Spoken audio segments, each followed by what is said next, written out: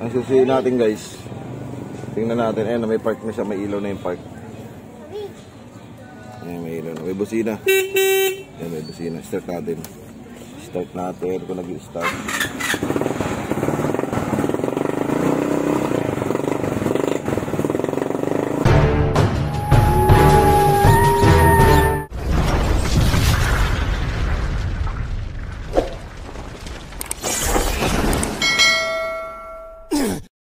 So yun guys, vlog tayo today.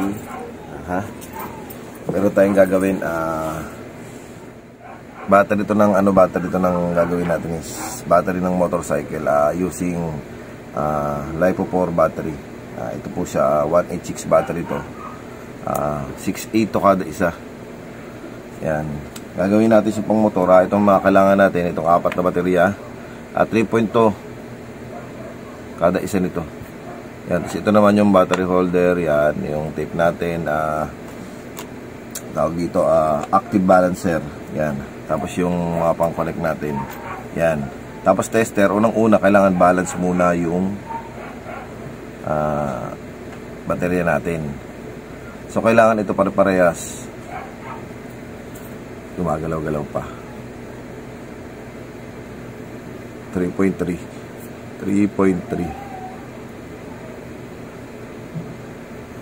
Hindi yata ito pantay ng isa. Kailangan niyang pantay silang lahat.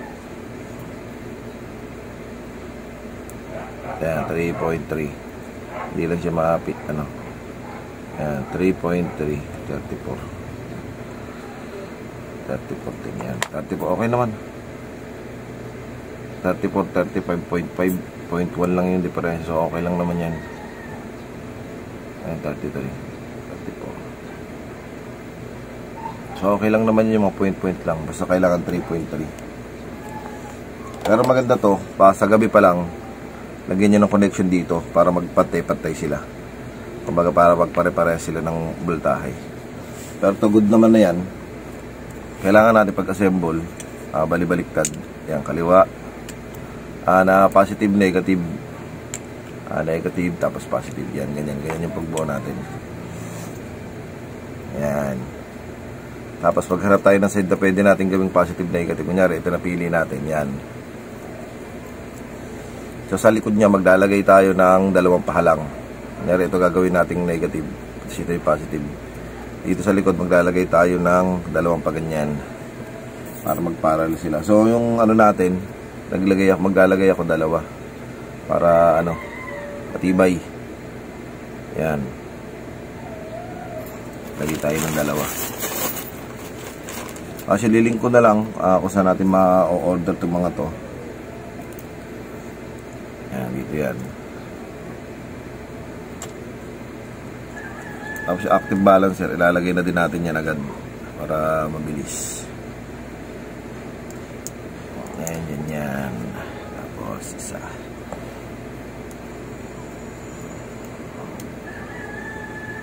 Para madali tayo makapag-focus, ganito gawin natin. Ito negative. Kasi yung negative ng active balancer natin, yung black, yung sumunod, ito kasi black, nakakabit to sa negative eh. Dito yung sa negative yan, dito yan. Bale, itong sumunod, dito yung sa may likod na, dapat. So, dito na lang natin ilalagay sa may isa. Para sabay na natin i-install. O kaya mamaya na guys, ikabit ko muna lahat ng natin, connection natin. Bago natin sabay-sabay, pero luluwagan ko lang muna, hindi ko muna siya higpitan para makita nyo kung paano nilalagay,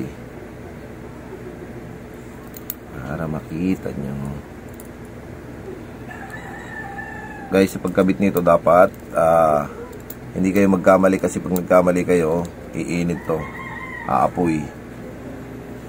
Kaya dapat make sure na hindi magkakamali. Nilagyan ko dyan kasi nga ang natin, dito yung kukunin natin positive, negative, positive, tas negative, positive papunta rito. Bali po tawid siya rito, iikot siya dito, tas dito yung dulo niya positive. Bali naka series siya. So lalagyan na lang natin ng isa dito pa ganyan, ganito. Yan, pag ganyan na lang ang kulang niyan. Yan. So okay na. goods na yan. Ganyan na lang ang kulang yan.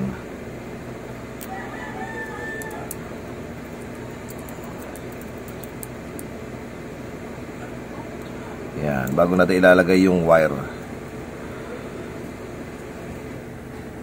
Tsaka natin i-follow up yung wire. Yan, lagyan natin ng awang sa ilalim. So yun guys, ito na siya. Yan, ginita ko yung camera natin, wala pala tayo sa gitna. So ito siya guys, negative. Yan, paikot dito, papunta rito, tapos papunta rito, tapos pabalik dito sa unahan. Bali, ito yung positive natin, ito yung negative natin.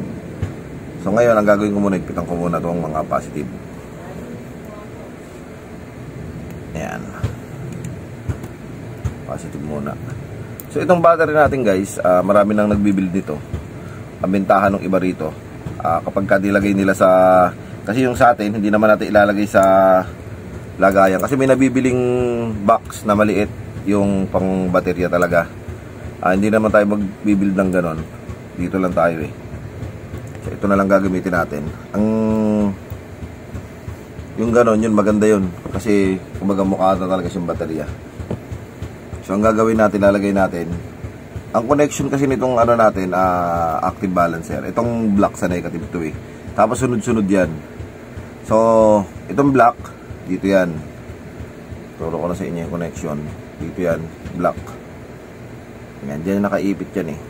So lagyan na natin ng ano, washer. Washer muna, washer. Tapos yan. Tapos ito. Tapos ang sumunod dyan, magkakahilera lang yan sila. Yung sumunod sa block, ito. Sunod sa may connection sa kabila, yan. Sa kasunod lang niya, dito lang siya sa may kabila. Ibig sabihin magkasunod. Block sa kabila, positive, dito siya sa may kabila. Dito siya nilalagay sa pagitan nito. Sa mga pagitan ng battery, ito nilalagay. So ito, iipit natin to dito.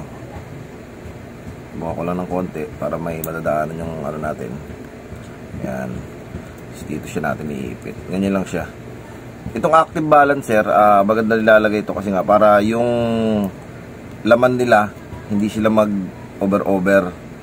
Kumbaga yung isa mataas na, yung isa mababa pa. Hindi siya maggaganon kasi nga yun ang silbi ng active balancer. Marami nang naggagawa nito. Meron nga nagbebenta din ito ng mga vlogger.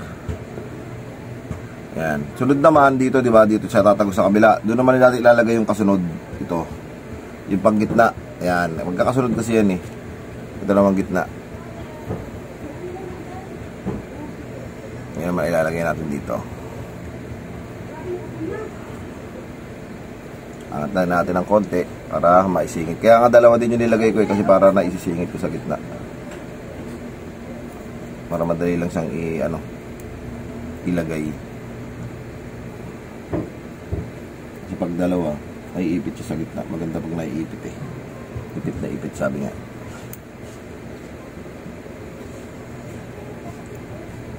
Hindi yata naipit. Yan. Ipit na ipit.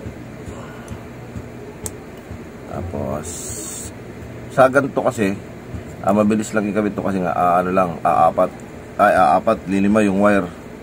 Kasi apat lang yung battery eh. Sa mga pagitan lang yung nilalagay para magbabalance. Nakakita ko na nagbibuild nito, alam nyo kung magkano ang benta? 1.9. Pero may box na yun, may kasamang box. Tapos ang tinatagal naman ito guys, umaabot doon ng 10 years. Sabi hindi ko pa nasusubukan eh. Kaya subukan natin ngayon. Tapos yung sumunod naman, yan, ito na yung isa. Ito, susundan lang natin siya. Ito yung huli natin kinabit. Dito sa may kabila, siyempre. Ganun lang yan. Sa may kabila naman siya. Basta magkakasunod lang sila. Sundan mo lang yung parallel. Doon mo lang siya ilalagay.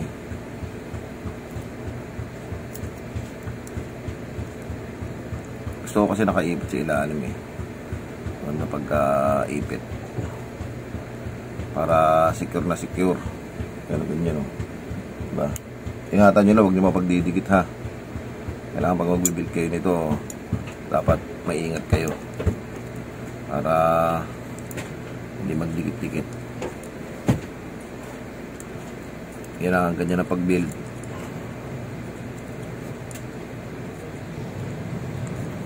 Pwede din naman nawala nito kasi yung iba ginagawa walang balancer. Pero mas maganda pag may active balancer para mahaba yung buhay ng baterya. Ayan, tapos sunod naman dito naman. So positive na, nag-iisa na lang yung wire natin, positive. Yan. Ano lang, ayan, nag-iisa na siya. Mali pala yung ginawa natin doon sa washer. Dapat pala dito yung washer sa labas. Lipat natin guys yung washer natin. Pero baka may washer pa tayo dito. Lagyan na lang din ang washer. Pero yun nga, yun, meron pang isa. Kasi dapat yan naka-washer. Kasi hindi ito may ipit pagka hindi naka-washer eh. Ayan, ganyan sa guys. Iyan.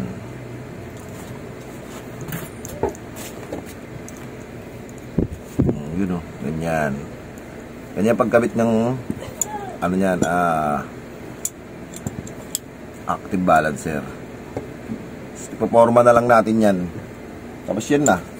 Yan na yung ano yan. Yan na yung setup. Bali pagkabit yan, yan, sasapak mo lang sa paganto. Yan. Yan. Tapos dapat umilaw siya ng green, no? Green. Ibig sabihin, pagka umilaw siya ng green, ibig sabihin, binabalance na niya yung reading muna natin guys, kung tama yung connection natin. Baka mamaya kasi mali. Dapat 13 yan. Ayan o. 13.2. So, okay naman siya. Good yung connection natin. So, ito, hanapan na natin ng ano to. Hanapan na natin ng tawag dito. Spot dito sa gilid. Dito natin siya ililagay sa gilid eh. Tabi na muna natin to. Tabi muna natin dito.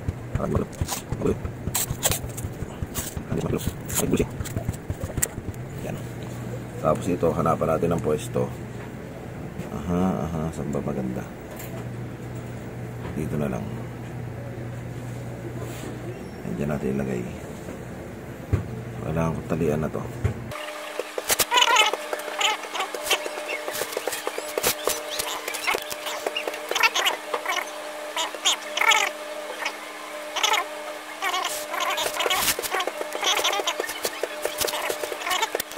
Tapos ito syempre hindi naman pwedeng walang takip yan. So ayan, lalagyan natin siya ng takip dyan.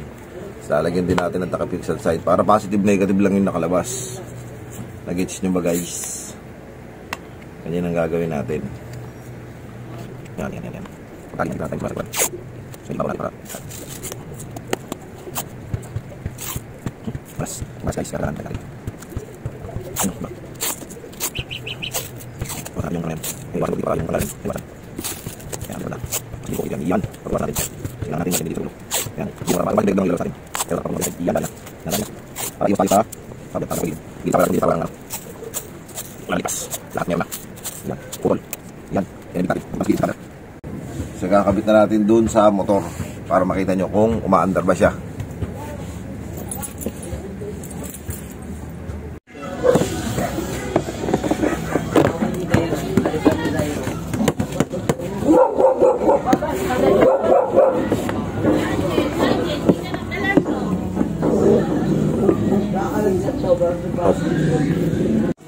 So ito guys, ito yung positive natin. Positive dito sa may kabilang side. Ang lalim yung ano natin.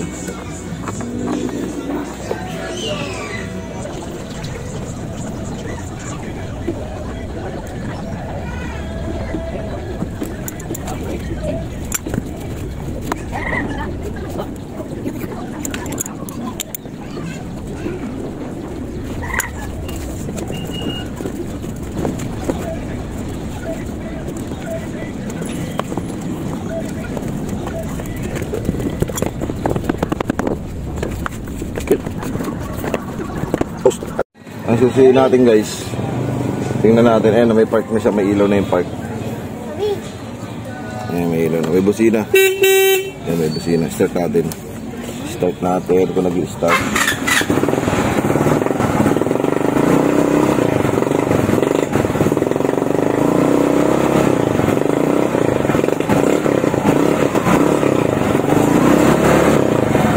May ilaw, di naman harap ka, may ilaw. Ilaw. Meron. May ilaw.